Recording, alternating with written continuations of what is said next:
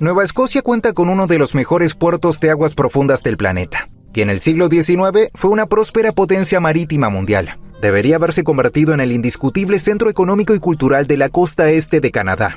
Pero en cambio, su población se estancó y durante gran parte del siglo XX quedó relegada económicamente. Entonces, ¿qué salió mal? ¿Cómo pudo quedarse atrás una provincia con un potencial geográfico tan enorme? La respuesta involucra un río gigantesco, el peor clima oceánico del planeta y una insólita trampa geopolítica. Soy Jeff y esta es la trágica, pero fascinante historia geográfica de Nueva Escocia.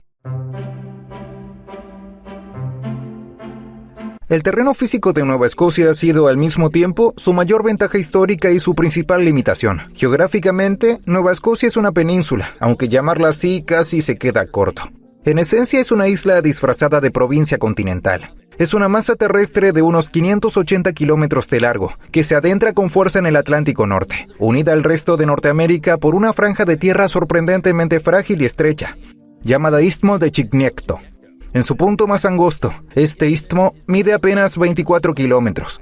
Piénsalo por un momento. Solo 24 kilómetros de marismas bajas separan a Nueva Escocia de quedar completamente aislada del continente. Y como veremos más adelante, esta condición de casi isla se convirtió en una profunda barrera psicológica y logística que terminaría frenando sus ambiciones económicas. Pero hablemos del agua, porque es imposible entender Nueva Escocia sin comprender el océano que la azota constantemente. Nueva Escocia se encuentra justo en medio de uno de los entornos marítimos más volátiles del planeta. Frente a sus costas, en pleno Atlántico, las aguas heladas de la corriente del Labrador, que bajan desde el Ártico, chocan directamente con las cálidas aguas tropicales de la corriente del Golfo, que suben desde el sur. Cuando estas dos enormes corrientes oceánicas se encuentran, generan un sistema meteorológico aterradoramente impredecible. El resultado más inmediato es la niebla, una niebla espesa, capaz de tragarse barcos enteros. Halifax registra en promedio más de 120 días de niebla al año, tanto para los antiguos navegantes como para los barcos modernos. Esto vuelve extremadamente peligroso el acceso a la provincia. Pero la niebla es apenas un obstáculo visual. Lo que este choque de corrientes crea en la atmósfera es mucho más destructivo. Este contraste térmico es el motor de las famosas tormentas del nordeste. Estos enormes ciclones extraen su energía de las diferencias de temperatura entre las corrientes y golpean la costa de Nueva Escocia con vientos de fuerza huracanada, lluvia helada y olas gigantescas, especialmente en el invierno. Aunque un estado como Massachusetts también recibe las tormentas del nordeste, Nueva Escocia se adentra tanto hacia el este que funciona como un gigantesco pararrayos para las tormentas del Atlántico Norte. Está completamente expuesta. Navegar por estas aguas no era solo una cuestión económica. Históricamente era una lucha diaria por sobrevivir. Y luego está la bahía de Fundy, que separa Nueva Escocia de su vecina, Nuevo Brunswick. Probablemente hayas oído hablar de ella. Tiene las mareas más altas del mundo. 2 veces al día, 160,000 millones de toneladas de agua del mar entran y salen de la bahía. El nivel del agua puede subir y bajar hasta 15 metros. Hoy es una maravilla de la geografía física y una hermosa atracción turística. Pero imagina intentar construir una red comercial marítima constante y a gran escala en la época de los barcos de madera, cuando el agua costera desaparecía 2 veces al día y dejaba las embarcaciones atrapadas en un profundo lodo rojizo. Es un fenómeno natural extraordinario, pero como base para un imperio marítimo dinámico, generaba pesadillas logísticas que la mayoría de los lugares no tenían que enfrentar. Sin embargo, a pesar de la niebla, las enormes tormentas y las mareas extremas, Nueva Escocia sí contaba con una gran ventaja geográfica: el puerto de Halifax. Halifax se encuentra en la costa oriental de la provincia y posee uno de los puertos naturales más profundos, grandes y libres de hielo del mundo. Como el lecho rocoso fue excavado por enormes glaciares durante la última edad de hielo, el agua es profunda hasta la misma orilla. No hace falta dragarlo, ni luchar contra capas de hielo en pleno invierno. Una enorme flota naval podía anclar con seguridad en la cuenca de Bedford, perfectamente protegida de las violentas tormentas del Atlántico. Es una obra maestra de la geografía costera, pero un puerto solo es útil por el territorio donde está. Y aquí es donde la geología de Nueva Escocia da su último golpe. A diferencia de los profundos y fértiles valles fluviales del este de Estados Unidos que permitieron que las colonias crecieran rápidamente, Nueva Escocia es básicamente una prolongación de los montes Apalaches, erosionada fuertemente por antiguos glaciares. Esto significa que el suelo es delgado, ácido y extremadamente rocoso. Hay muy poca tierra cultivable capaz de sostener mediante la agricultura a una población en rápido crecimiento. Si querías construir aquí una potencia colonial, podías pescar y talar árboles, pero la tierra no daba para alimentar a millones de personas. Esta falta de agricultura hizo que, desde el principio, Nueva Escocia se viera obligada a mirar hacia el mar, en lugar de mirar hacia la tierra. pero mirar al mar significaba competir con fuerzas mucho más grandes que ella.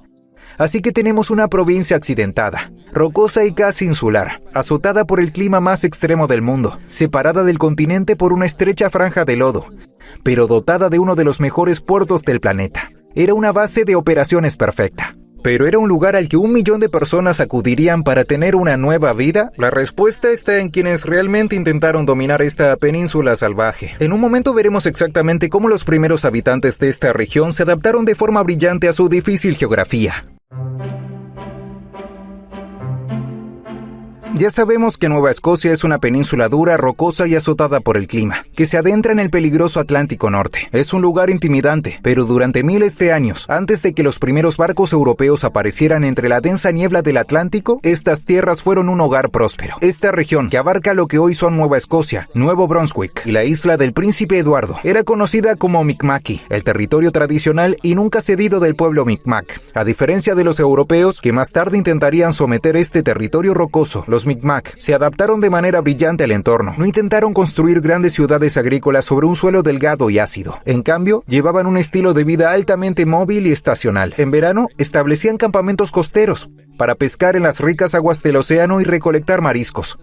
Cuando azotaban tormentas del nordeste, se refugiaban en los bosques para cazar alces y caribúes. Pero cuando Europa empezó a mirar hacia el Atlántico, este ritmo estacional estuvo a punto de quedar atrapado en medio de una violenta rivalidad entre grandes potencias. A comienzos del siglo XVII, los franceses llegaron. En 1605 establecieron un pequeño asentamiento en Port Royal, convirtiéndolo en uno de los primeros asentamientos europeos permanentes de Norteamérica. Estos colonos franceses, más tarde conocidos como acadianos, observaron las enormes y aterradoras mareas de 15 metros de la bahía de Fundy y vieron una oportunidad. En lugar de intentar cultivar el terrible suelo rocoso del interior, construyeron un ingenioso sistema de diques de tierra. Estos diques contenían las enormes mareas del océano, drenando lentamente las marismas saladas de la costa y transformándolas en tierras agrícolas increíblemente fértiles. Por más de un siglo, los acadianos prosperaron en un relativo aislamiento, manteniendo una relación compleja y en su mayor parte pacífica con los Mi'kmaq. Pero la geografía es destino, y la geografía de Nueva Escocia la convertiría en un territorio codiciado. Nueva Escocia se encontraba justo en la entrada del Golfo de San Lorenzo, la puerta de acceso al resto del Imperio francés en Canadá. Y los británicos, que veían sus colonias expandirse hacia el sur en Massachusetts y más allá, detestaban esta situación. Para 1713, después de una serie de guerras coloniales, los británicos tomaron la parte continental de Nueva Escocia. Pero tenían un gran problema: controlaban el territorio sobre el papel,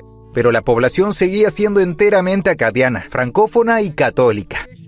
Para contrarrestar la presencia francesa y proteger sus lucrativas colonias de Nueva Inglaterra de ataques navales desde el norte, los británicos volvieron a la geografía. En 1749 entraron navegando en aquel enorme puerto de aguas profundas y libre de hielo y establecieron la muy fortificada ciudadela militar de Halifax. Halifax no fue construida como una comunidad agrícola ni como un centro cultural. La tensión entre la maquinaria militar británica y Halifax era un polvorín, y en 1755 ese polvorín explotó violentamente. Temiendo que los acadianos apoyaran a los franceses en la Guerra de los 7 años, los británicos dieron inicio a un capítulo muy oscuro de la historia de Norteamérica: la expulsión de los acadianos, o Le Grand de Ganchamon. El ejército británico expulsó a la fuerza a más de 10,000 acadianos de sus hogares, quemó sus granjas hasta los cimientos y los deportó a distintas colonias americanas, Gran Bretaña y Francia. Los británicos habían asegurado su fortaleza rocosa, pero una fortaleza sin población no es más que un costoso montón de piedras. Necesitaban desesperadamente súbditos británicos leales que poblaran Nueva Escocia, y estaban a punto de recibirlos por decenas de miles procedentes de una fuente muy inesperada y profundamente rebelde. En 1776 comenzó la Revolución estadounidense. Aunque Massachusetts era el epicentro más ardiente de la rebelión, Nueva Escocia no se unió al conflicto. ¿Por qué? En parte porque Halifax estaba completamente tomada por la Marina Real Británica. Era difícil mantener ideas rebeldes cuando la flota más poderosa del planeta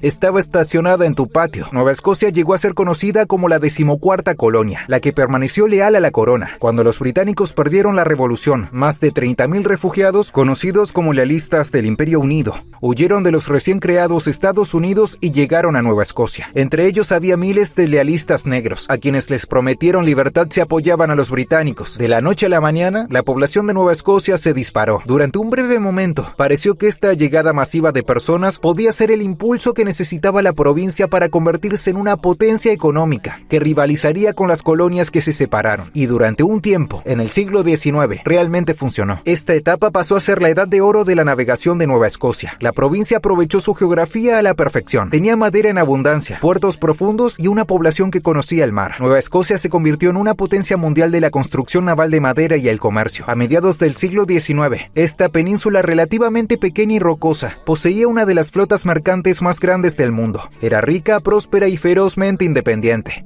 Así que en 1867, cuando se propuso la idea de unirse a una nueva entidad política llamada Canadá, los habitantes de Nueva Escocia quedaron divididos. Muchos hicieron campaña activamente en contra. Preferían hacer comercio marítimo con Nueva Inglaterra y Gran Bretaña antes de vincularse con un interior continental desconocido. Pero al final, la presión política y las promesas de un ferrocarril transcontinental los obligaron a aceptar. Nueva Escocia se convirtió en una de las 4 provincias fundadoras de Canadá. Nueva Escocia estaba en su nivel más alto, como una próspera potencia marítima. Porque unirse a Canadá prácticamente destruyó su impulso y provocó un siglo de depresión económica.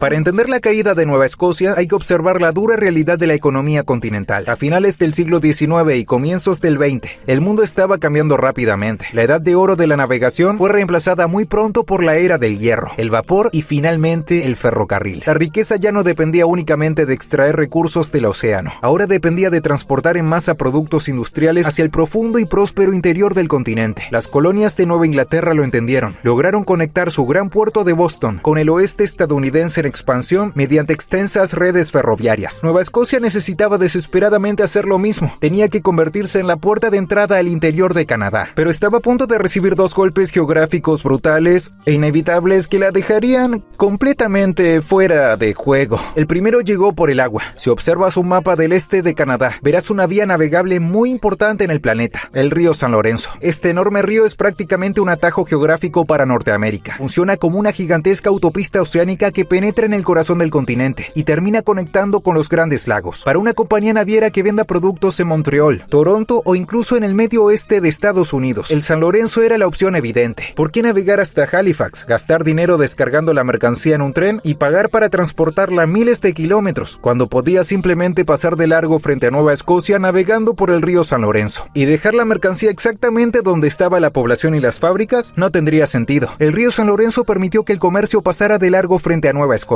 Casi de la noche a la mañana, Halifax dejó de ser un destino estratégico y la provincia quedó en el olvido. Espera, Halifax tiene un puerto increíble y libre de hielo, ¿verdad? ¿Y acaso el río San Lorenzo no se congela por completo en invierno? Sí. Así es, durante varios meses al año era totalmente intransitable debido al grueso hielo. Esto podría haber sido la salvación de Nueva Escocia durante los inviernos canadienses. Halifax debería haberse convertido en la puerta de entrada obligatoria e indiscutible para las mercancías que entraban y salían del país. Y así habría sido, de no ser por el segundo golpe devastador: el desastre geopolítico de la frontera con Maine. Observa con atención el estado de Maine. No sigue un trazo regular junto a la frontera canadiense. Se proyecta bruscamente hacia el norte como un gigantesco pulgar geográfico, creando una enorme cuña entre las provincias marítimas de Canadá y las provincias interiores de Quebec y Ontario. Las fronteras de Maine se definieron entre Estados Unidos y Gran Bretaña hacia 1840, mucho antes de que Canadá fuera un país independiente, y aquello dejó a Nueva Escocia logísticamente aislada. Cuando Canadá se convirtió en un país, el gobierno prometió construir un ferrocarril que conectara Halifax con Montreal, pero debido a la gran extensión de Maine hacia el norte, era imposible construir una línea ferroviaria directa y eficiente sin atravesar territorio estadounidense, y a finales del siglo XIX, cruzar por Estados Unidos ni siquiera era una opción. Estados Unidos y Gran Bretaña, y por extensión Canadá, todavía desconfiaban profundamente entre sí. Si estallaba una guerra, Estados Unidos podía cerrar la vía férrea, dividiendo de hecho a Canadá en 2 y dejando a Nueva Escocia aislada. Así que por razones de seguridad nacional, los constructores mantuvieron el ferrocarril dentro de territorio canadiense y trazaron una enorme, amplia y muy ineficiente ruta en forma de U.